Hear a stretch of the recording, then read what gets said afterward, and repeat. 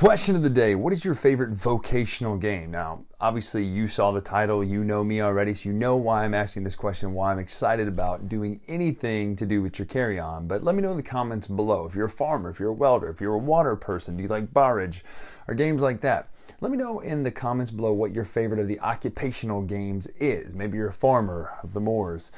Whatever it is, let me know in the comments, because today we're taking a look at just a love of mine in the game Trickerion, because Carla and I are stage magicians. This is what we do for a living. If you were on the board, the Dice Tower cruise, you got to see us do some of our act for the cruise. That was so much fun getting to hang out and do that. So I thought we'd do something a little bit special with this review today, because not only are we talking about the two expansions that have recently come out for Trickerion, Dahlgaard's Academy and the, oh my gosh, my mind's totally blanking, but you've already seen it. The two expansions, Dawn of Technology, for Trickerion, we're also going to pepper in just a little bit of magic for you, the audience, to watch and enjoy. Some close-up, some little stage compilations, just like we did with the Trickerion review. We've got Keller and Thurston passing off the mantle in the background. Over here we've got my poster. All sorts of stuff magical. Mandrake the Magician in the background. So here we are. We're going to have fun diving into what this expansion adds to the game. If it's something essential, do you need to always play with this? Or is there something you could throw out and say, no, let's stick to the base game? Let's look at what all this adds right now.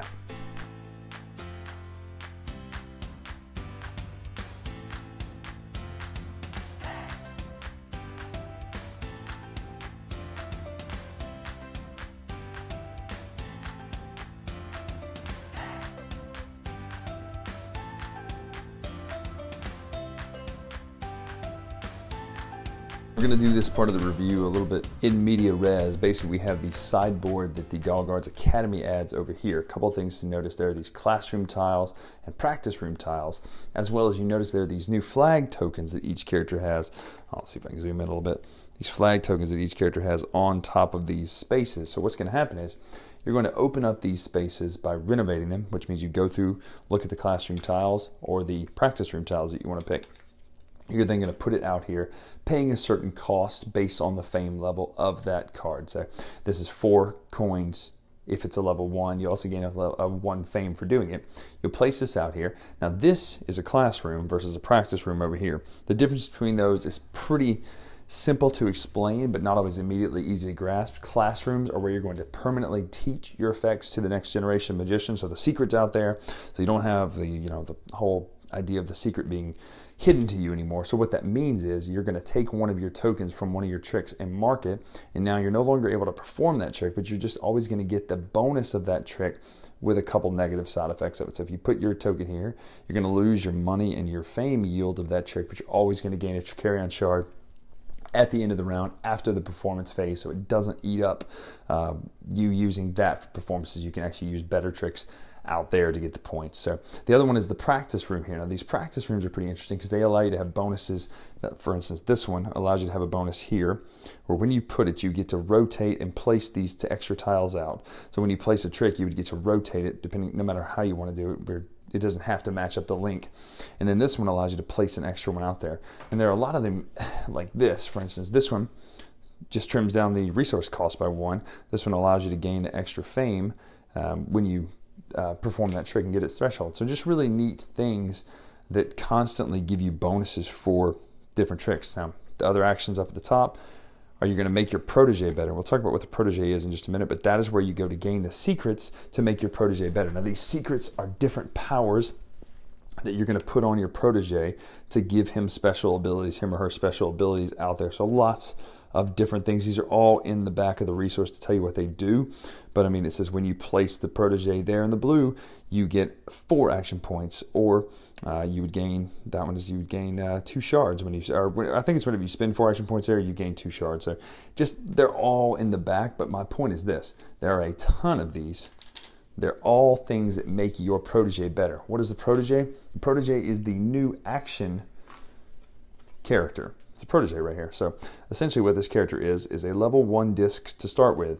As you raise it up levels by giving secrets to it and putting those here, not only are you making it better with its powers, you're also making its action point cost, or its action point total, better. So 1 coin to pay it at this level, 2 coins to pay it at this level, 2 coins to pay it at this level. It's free before that, but it's only one action point before you start making it better. But the point is, you now have this at the start of the game, a new character to add out to the board for worker placement stuff, but you also can make this character unique to you by adding those secrets to the board. So you're going to take a secret, add it on here. Well, now this player gets this ability right there. So just all sorts of great abilities out there. Again, you can look up those in the back of the book to see what all they do, but they do definitely change the game and give you a ton of really great stuff.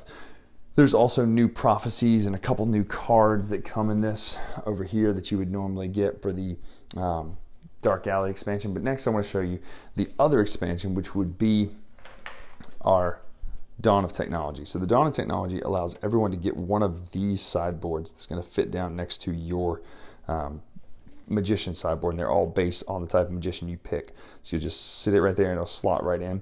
So notice next to those are the Trickerion shard slots. That means that the Trickerion shards are not just worth points anymore, they're also kind of a goal that you need to reach to get each level successively of these contraptions. You're going to gain 4 contraption tokens, and these look phenomenal, by the way, and all 4 magicians styles are absolutely different. So really, really, really pretty how these all look different for each type of magician. This is a smoke machine or fog machine or something like that. You have to have a shard in the threshold level, so this is 1, and then you can take the workshop action 2, and the cost is different for each one. For 1 power action, or 1 action point and 2 coins, you'll then place this one out here on its active side. When you want to use it to get the bonus, you flip it over, and then it will reactivate if you have shards there later.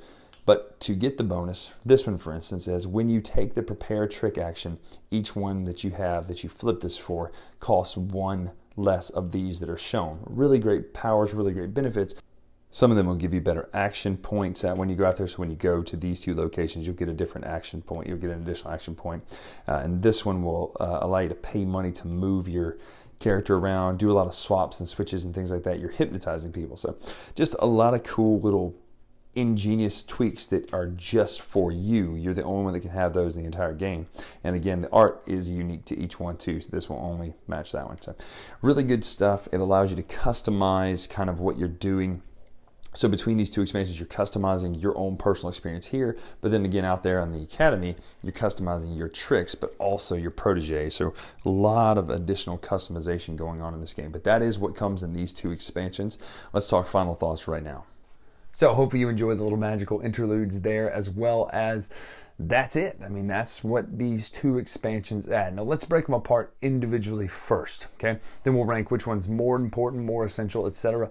And then we'll go back and talk, okay, do you need these as a whole? Do you need to get one or the other? What do they really add to the game? Now you saw physically what they added to the game, both in sideboards, both for the main game and a sideboard for your own personal area. 1 expansion is for the sideboard for the main game, 1 expansion is for the sideboard for your personal area. Let's talk about Dawn of Technology first. I really like that this gives your your magician a signature trick. I think that's cool. It's very realistic. Like, people are known for their routines and things like that. So that is cool that you get a signature trick. The downside is some people's signature trick is harder to get and much better than other people's signature tricks. So there is that. I do like that these individual signature tricks do give you a special power. The one that the encore effect, or the one that allows you to split it up and put, for 1 point you can put it on 2 different theaters. I think that's really great. So those alone are really nice, the special powers that comes with it. Now, but let's talk about the sideboards. For the 4 different types of magic, there are 4 different sideboards, 1 to go with each person, that gives you a certain technological apparatus contraption, it calls it, to give you a bonus during the game. It's a little thing that you can spend to get the resource immediately. One of them allows you to get money. Some of them allow you to kind of get a discount on building materials and all sorts of things like that. So it really tweaks the game to give you more flexibility to where your shards now, the Trickerion shards, become a resource in their own right that aren't just point collectors or, point cost additions. They're actual resources you need to stack up and build so that you can open each rank and level of the contraptions. That is a really cool idea.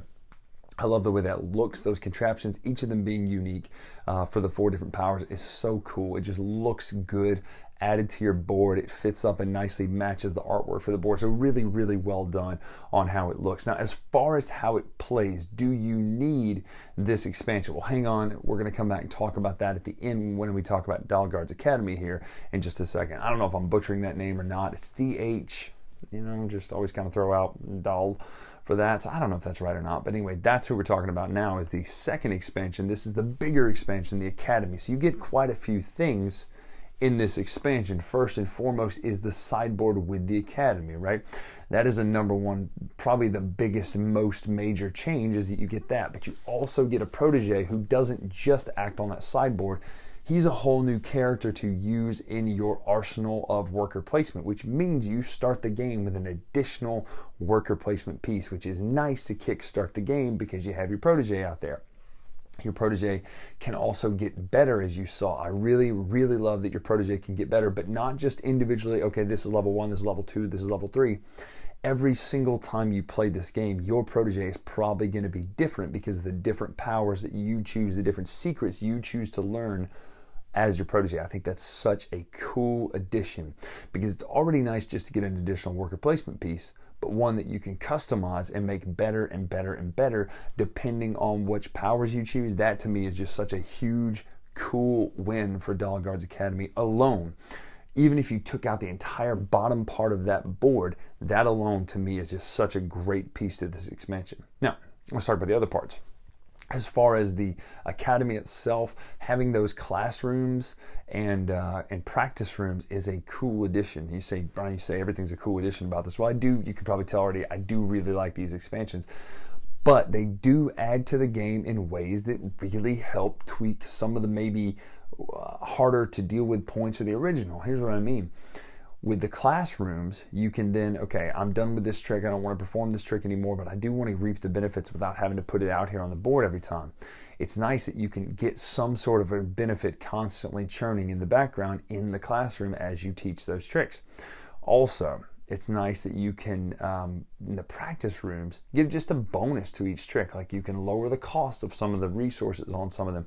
You can make them have a better yield. It's just nice to really be able to customize your tricks too. So where if I have card manipulation, it might not be the same as if you do card manipulation, right? It's kind of Jeff McBride versus Lance Burton, right? One of them has a different card manipulation act, but they're still doing both back palms and split fans. Little inside baseball there. But ideally, I love that you can customize the tricks themselves by sending them to the classroom or sending them to the practice room. That's just a cool addition. I do like the little area control aspect of like, well, whoever renovates it first gets the fame for doing it and gets the fame for whoever has the most flags. So that's a cool addition. I'm not the most excited about that part. That's probably the weakest part to me, is just because it's almost like, oh, I have to open this thing up before we can use it. I get that, but I do like the fact that you get to look through, much like anything in this game, you get to look through and choose which one you want to put out there as opposed to having to pick which one's on top. So those tiles get renovated and those spaces get renovated on the board, and it's nice because there's a lot of customization there as well. So all in all, that sideboard, big win. I enjoy the customization of the tricks. I love the customization of your protege. I think that's a fantastic addition to this game, to Trickerion. Anything you can do to make the process easier for players to kind of streamline their engine in this game is a win for me. So having the contraptions allow you to get, you know, a little perk, a little bonus just for having the contraptions built at the workshop. And then having your protege be an extra person with extra powers, and your tricks themselves can be customized. If some of the tricks you have and your player powers all combine to give you a very unique experience to where when you play once, yes, you're going to feel the same mechanics, but you're not going to feel the exact same game every time over and over and over again. But not in the ways that people don't like of total randomness. It's going to feel familiar each time, but each time it's also going to feel like you really get a sense of what you're doing, but you also get a ton of customization. So you can still follow the same general path that you normally play as, but you can then veer off into some neat little paths and alleys with these expansions. The expansion you saw also adds extra cards for the Dark Alley and extra prophecies as well. But the big main change is that protege board with the things that come, or sorry, the Academy board with all the things that come over there with all the different special powers and secrets and things like that. So really, well done. It looks great on the table. Now, I'll be the first to say Trickerion is a beautiful board, but when you're playing it, it can be a little bit muddy sometimes to really see everything like this. And this actually stretches it out and kind of exacerbates that a little bit to where if you're sitting in one spot, it's actually kind of hard to see over there to the Academy and say, okay, wait, what does that power do that just got revealed? So there is some trickiness on sight lines alone in this game, but sight lines and Magic, man, that's what it's all about, right? So all in all, I love both of these expansions. If you're going to only get one, now don't think about price point with that, but if you say, okay, I only want to just get one so I don't have to learn too much more, definitely get the Dahlgaard's Academy. I think it really tweaks the game and gives you the customization most out of this, but I definitely recommend getting both. I mean, they're both, and playing them both together. There's no reason not to play these together because the dawn of technology doesn't add enough to you go, it's a whole nother thing. Dahlgaard's Academy can feel like that sometimes where you're like, all right, there's a whole nother board over there that adds a whole level of complexity, but it doesn't really because it's more about customization of what you already have. So those are both wins for me. Starting a new rating system in here, we're going to do like the what's it called, the Wrestling Observer newsletter. That'd be the Dave Meltzer thing. So thumbs up, thumbs down, thumbs in the middle. Both of these for me get thumbs up, absolute thumbs up. You should, if you like Trickerion, you will love these. If you didn't love Trickerion, this actually might provide enough to really push that needle over into really liking it because of the customization of your powers, your characters, your tricks, all that sort of stuff. So definitely 2 thumbs up, one for each. Go check this out, Dahlgaard's Academy and Dawn of Technology. Great stuff at Trickerion. I love Mindclash. I love everything they put out. I love all their products, but I don't just love them blanketly because they're doing games about stage magic, right? They're doing games that are really well thought out, and the theme flows through everything they do, from Anachrony to this to Cerebria. Really just phenomenal stuff. So great stuff. Really love it. Go pick these 2 up, and hope again you enjoyed the magical interludes. And here's one more little piece to write out the end of this video. So I'm Brian Drake here on the Dice Tower. Make sure to follow us on Twitter, Instagram, etc. Dice Tower Brian. Until next time, we'll see you.